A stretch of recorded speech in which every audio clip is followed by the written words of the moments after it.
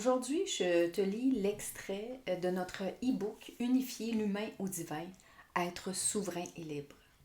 Ceci est un manuel d'instruction pour développer son discernement et son autorité face à l'invisible et l'intangible. Écrit par Julie Gaudreau et Nathalie Jolicoeur. Cet extrait porte une vibration et je t'invite à laisser cette vibration coexister à la tienne afin de t'accompagner vers un retour à l'intérieur de toi, dans ce chemin à la réunification de l'esprit que tu es. Extrait qui s'intitule Sortir de la survie. Il est essentiel de savoir reconnaître les moments et les signaux corporels qui indiquent où la peur me freine, où elle m'immobilise dans ma vie quotidienne.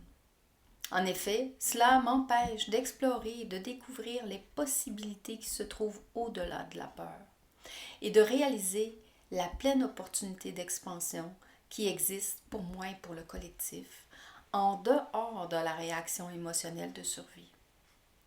Pour ce faire, j'ai besoin d'élargir ma vision des choses et de saisir la différence entre les comportements de survie, le mental égo, les mémoires et sa personnalité, les influences extérieures, et l'être divin que je suis. Je ne suis pas mes réactions, je ne suis pas mes comportements ni mes pensées. C'est mon système nerveux et les hormones de stress qui réagissent. Quand je sais comment cela fonctionne, j'ai la capacité de changer mes comportements et peu importe depuis combien de temps je réagis de cette façon. Cela n'enlève rien à l'être divin, intelligent et rempli d'amour que je suis fondamentalement et qui est toujours là en moi. La culpabilité, le jugement, la haine de soi proviennent du conditionnement de ce que j'ai vécu depuis le ventre de ma mère et des influences autour qui amplifient toute croyance et mémoire émotionnelle, personnelle à la suite de traumatismes, de mémoire karmique, transgénérationnelle, astrologique, numérologique et multidimensionnelle. Depuis ma naissance, je suis donc influencée par tous ces aspects qui amènent le système nerveux à réagir, ce qui est communément appelé un déclencheur. Qu'est-ce qu'il y a au-delà de la peur? Je comprends alors que derrière tout déclenchement, il y a des émotions. Sous ces émotions, on retrouve de la peur. Et derrière cette peur, à la racine, il y a une peur initiale qui est vécue en trame de fond tout au long de ma vie et qui vient teinter tout mon univers. Une chose que je réalise, c'est qu'à chaque fois qu'il y a de la peur, ce n'est pas l'esprit qui se manifeste.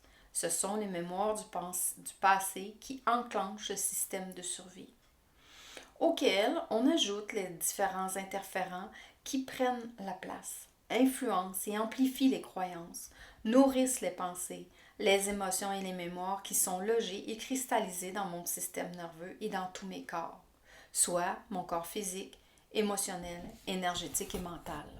Lorsque le système nerveux est enclenché, je comprends bien que lorsque je suis déclenché, je me désaxe. Je ne suis plus en contact avec le divin en moi.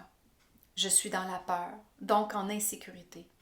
J'ai moins accès à l'information que l'esprit tente de me donner. Je n'ai plus accès à mon cortex préfrontal.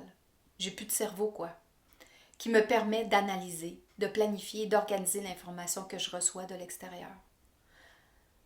Je suis plutôt connectée à mon cerveau reptilien et limbique qui fait ressurgir des mémoires où je me suis sentie en danger. Et je tombe immédiatement en mode survie, qui est la fonction première du cerveau reptilien. Tout ceci se fait en une fraction de seconde et se vit souvent de façon inconsciente. De là l'importance d'apprendre comment mon corps, ma mémoire et tout mon être fonctionnent pour être en mesure de ne pas être prisonnier de ce mode par défaut et de fonctionner à 95% du temps de façon inconsciente. Responsabilité retrouvée. Peu importe ce que j'ai vécu dans mon enfance et dans ma vie d'adulte, je reconnais que c'est ma responsabilité de mettre les mécanismes de survie en conscience. J'ai tout à gagner à m'approcher de mon monde intérieur. C'est ma responsabilité de prendre le temps pour explorer et descendre dans mes profondeurs, de chercher un sens plus large à ce que je vis à travers mes relations et les épreuves qui se présentent dans ma réalité quotidienne. C'est utopique d'entretenir la croyance que si je comprends strictement intellectuellement une situation, que tout va se libérer, que je vais revenir en paix, en sécurité, dans mon ventral, en connexion à l'esprit. Que je vais être en mesure de gérer la situation, que je vais trouver des solutions et que tout va être réglé. J'ai besoin de sortir de la psychologisation. Dans la démarche d'une reprise de responsabilité, de pouvoir et d'accès à l'information de l'esprit que je suis, j'ai besoin de m'investir dans un processus d'intériorisation et d'investigation. Ce processus m'amène à voir clair sur les réels enjeux de ce que je vis dans tous mes corps et dans mon système nerveux. Au début, je peux avoir besoin de l'aide de quelqu'un pour m'approcher de moi, pour faire le chemin d'exploration, pour y trouver mes réponses, me calmer et revenir plus en paix, ce que nous appelons la co-régulation. Éventuellement, en m'outillant et en pratiquant l'introspection, je vais être en mesure de faire la démarche par moi-même, ce qui s'appelle l'autorégulation. Si cet extrait t'a plu, a résonné, a vibré avec toi et que tu veux en savoir plus, tu peux te procurer le e-book sur le site de Nathalie, du corps à la conscience, ou bien m'écrire en privé. Merci de ton intérêt et au prochain extrait.